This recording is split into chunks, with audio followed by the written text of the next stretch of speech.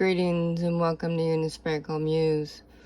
So every day, wake up at 3 a.m., get going, you got things to do, laundry's at 5. So, did my laundry. When it's done, then you hit the farmer's market or whatever store you need to get, and then you're back home, 9 o'clock, because it gets pretty warm out there in the desert. So while I get back, and I spent less than $23 for the week, and that stuff from the farmer's market will last me 4 weeks because I cook once a week.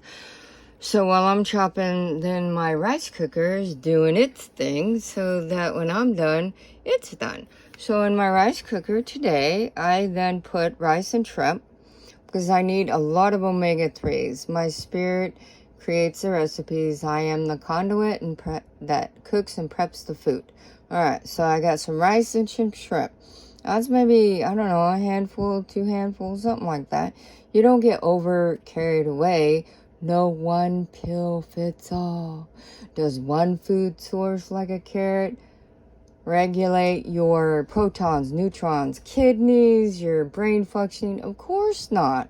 So you have to put different types of nutrients in your food. And I don't like a lot of dishes, so it's one pot meal. So we got rice and shrimp. Of course, all my veggies are chopped, stuck in the freezer. So whenever I go to cook, maybe 4, 6 months, a year later, whatever, is still there. So we got bok choy, Brussels sprouts, and carrots. And then for dried, I